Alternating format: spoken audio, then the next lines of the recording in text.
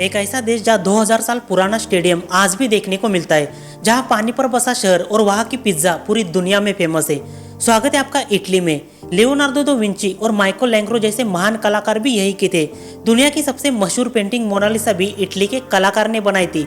Italy सिर्फ एक देश नहीं बल्कि इतिहास, कला, स्वाद और रोमांच का अनोखा संगम है। आज का वीडियो काफी इंटरेस्टिंग होने वाला है क्योंकि हम इटली के उस इतिहास को खोजेंगे जब यूरोप में कोई देश भी नहीं बना था। सबसे प्राचीन मानव पूर्वज लगभग 8 से 10 लाख साल पहले का समय। वैज्ञानिक मानते कि आज के इटली के एरिया में सबसे पहले आदि मानव और बाद में नेंदरथल्स पहुंचे। ऐसा इसलिए क्योंकि उस समय यूरोप और एशिया जुड़े हुए थे। लोग शिकार करते करते आगे बढ़ रहे थे, जलवायु बदल रही थी। कहा जाता है कि वे लोग अफ्रीका से निकले और पश्चिम एशिया होते हुए यूरोप आ चुके थे। देश के कुछ खोजकर्ताओं को नेंदरथल्स के अवशेष मिले, जो लोग गुफाओं में रहते थे और पत्थर के औजार इस्तेमाल करते थे। और बाद में आधुनिक मानव लगभग 45,000 साल पहले, जिसे होमो सैपियन कहा जाता है, उन्होंने पहली बार इटली की धरती पर कदम रखा। वे लोग अफ्रीका से निकले और मध्य पूर्व होते हुए यूरोप आए थे। उन्होंने नेंदरथल्स की जगह ले ली। समय बीतता गया और धीरे धीरे इटली में अलग अलग जनजातियां बसने लगी, जैसे कि इट्रुस्कन सिविलाइजेशन मध्य इटली में और लैटिन लोग, जिससे बाद में रोम बना। इट्रुस्कन सभ्यता प्राचीन इटली की एक प्रमुख सभ्यता थी जो मध्य इटली में विकसित हुई। कहा जाता है कि 8वीं सदी ईसा पूर्व से 3री सदी ईसा पूर्व तक इट्रुस्कन सभ्यता इटली के तिबर आर्नो नदियों के बीच और एपनिन पर्वत के पश्चिम दक्षिण एरिया तक फैली फूली थी। 5वीं सदी ईसा पूर्व से इसका पतन शुरू हुआ था। सबसे बड़ा कारण था रोमन द्वारा आक्रमण। अंततः यह सभ्यता भी रोमन साम्राज्य में विलीन हो गई। इटली की जमीन पर लैटिन लोग भी रहते थे, जिससे बाद में रोम बना। रोम शहर यहाँ का सबसे पुराना शहर है और यहीं से शुरू हुआ रोमन साम्राज्य का दौर। अब इंसान स्टेबल हो चुका था, उसे भटकने की जरूरत नहीं थी। इटली में रोमन साम्राज्य की शुरुआत कब और कैसे हुई और बाद में इसका पतन कैसा हुआ, यह जानना काफी जरूरी है, क्योंकि इस फोटो को देखने के बाद हमें ऐसा लगता है कि रोमन साम्राज्य का पतन कभी हो ही नहीं सकता। असल में इतना बड़ा साम्राज्य कैसे मिट गया? देश की परंपरा के अनुसार रोम की स्थापना 753 ईसा पूर्व में हुई थी। 2 जुड़वा भाई रोमुलस और रेमुस, बाद में रोमुलस ने रेमुस को मारकर रोम शहर की स्थापना की, मतलब रोमन साम्राज्य की नींव रखी गई। असल में कहानी देश की लोक कथा का हिस्सा है। असली इतिहास बताता है कि लैटिन जनजातियां यहाँ पर बस गई। धीरे धीरे संगठित शहर, राज्य बना। राजशाही से गणतंत्र का सफर। शुरुआत में रोम पर राजाओं का शासन था। आखिरी राजा था तार्किनियस सुपरबस। लेकिन साल 509 बीसी का समय जनता ने विद्रोह किया, राजशाही खत्म हुई और शुरू हुआ रोमन गणतंत्र, मतलब रोमन रिपब्लिक। इसके बाद आगे गणतंत्र से साम्राज्य तक का सफर। लगभग 508 से 27 बीसी का समय रोम ने पूरी इटली पर कब्जा किया। ग्रीस, स्पेन, फ्रांस और मिस्र तक विस्तार किया। इस दौर में कुछ महत्वपूर्ण नाम सामने आए, जैसे कि जूलियस सीजर और अगस्तस।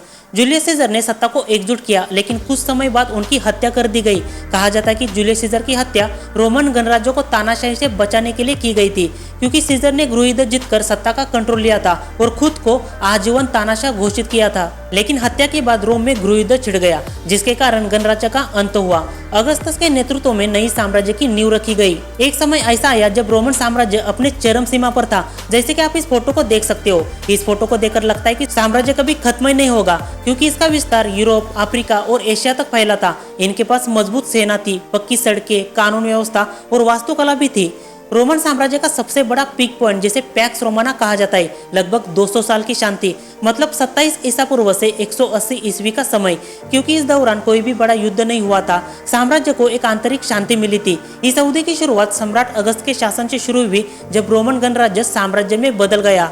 साम्राज्य की आंतरिक शांति, मतलब पैक्स रोमाना, 27 ईसा पूर्व से 180 ईस्वी का समय खत्म होने के बाद आगे क्या हुआ, यह जानना भी काफी जरूरी है। पहली सदी की शुरुआत हो चुकी थी, मतलब इंसानों ने कालगणना करना शुरू किया था। मार्कस ऑरेलियस पैक्स रोमाना साम्राज्य के सबसे आखिरी राजा थे। उनके मौत के बाद सत्ता उनके बेटे कोमोडस के हाथ चली गई, लेकिन इस सम्राट के पास सत्ता को किस तरह चलाया जाता है, इसका कोई अनुभव नहीं था। सीधे शब्दों में कहा जाए तो कोमोडस सक्षम शासक नहीं था। उनके कार्यकाल में सत्ता का दुरुपयोग बढ़ गया। इस दौरान 50 साल में 20 से ज्यादा सम्राट बदले। कई सम्राटों की हत्या भी कर दी गई। सेना खुद शासक बनने लगी। गृहयुद्ध शुरू हो गया। लगातार युद्ध से राज्य का खजाना खाली हो गया, टैक्स बढ़ने लगा, व्यापार गिरने लगा, मतलब साम्राज्य अंदर से अस्थिर हो गया। इसका फायदा उठाया बाहरी आक्रमणकारियों ने, जैसे कि जर्मन जनजातियों के हमले, फारसी साम्राज्य का दबाव। सीमाओं की रक्षा कमजोर पड़ने लगी। 3री सदी के अंत का समय, साल था 285। उस समय के सम्राट डायक्लोशियन ने साम्राज्य को 2 भागों में बांट दिया, जैसे कि पश्चिम रोमन और पूर्वी रोमन। राजा ने लिया हुआ फैसला असल में कमजोरी नहीं बल्कि साम्राज्य के बचाव का प्लस पॉइंट था। इसका असर तो हो रहा था, लेकिन एकता कमजोर हो गई। आसान शब्दों में कहा जाए तो पैक्स रोमाना खत्म होने के पीछे 5 कारण थे। कमजोर नेतृत्व, राजनीतिक अस्थिरता, आर्थिक संकट, सेना का हस्तक्षेप और बाहरी आक्रमण। साल 180 तक जब तक राजा ताकतवर थे तब तक साम्राज्य पर आक्रमण करने की हिम्मत किसी के पास नहीं थी, लेकिन जैसे ही सत्ता में लालच और अस्थिरता बढ़ गई, शांति का युग ही खत्म हो गया। 4वीं सदी में हो चुका था कॉन्स्टेंटाइन का उदय। उन्होंने इतना बड़ा बदलाव किया कि पूरे साम्राज्य की तख्ता पलट हो गई।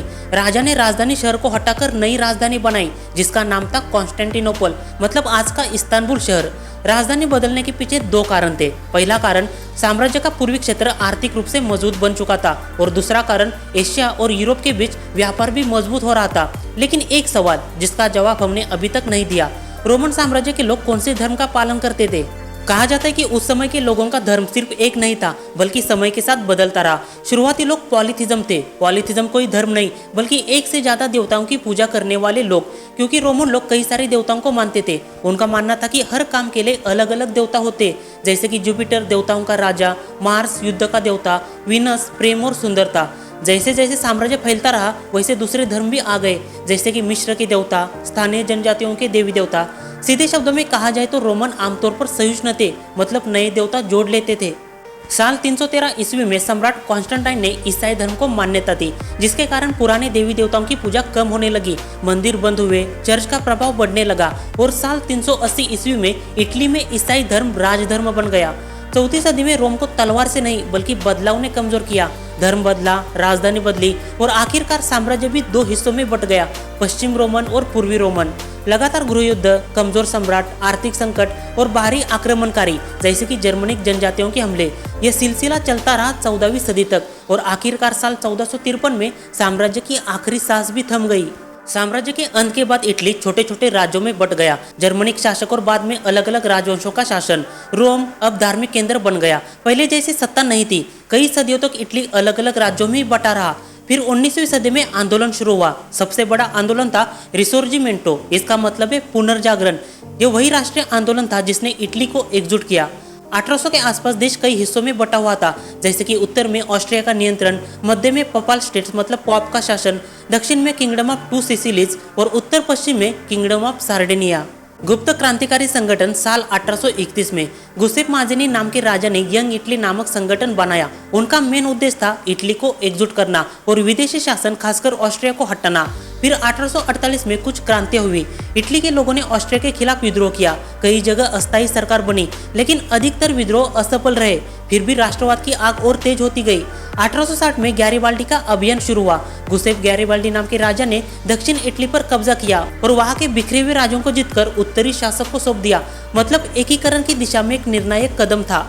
और आने वाले 1 साल के अंदर मतलब 1861 में दूसरे विक्टर इमैनुएल को इटली का पहला राजा घोषित किया। कहा जाता है कि रोम शहर 1870 तक अलग रहा, लेकिन बाद में वह भी इटली से जुड़ गया और पूरी इटली एकजुट हो गया। आसान शब्दों में कहा जाए तो सदियों से बिखरी हुई धरती और फिर उठी एक आवाज, इटली एक है। और यही आवाज 19वीं सदी में एक नए राष्ट्र को जन्म देती है। दोस्तों, ये छोटा सा वीडियो आपको कैसा लगा कमेंट करके जरूर बताना। अगर वीडियो अच्छा लगा तो लाइक कीजिए और शेयर कीजिए। मिलते हैं अगले वीडियो में एक नए टॉपिक के साथ।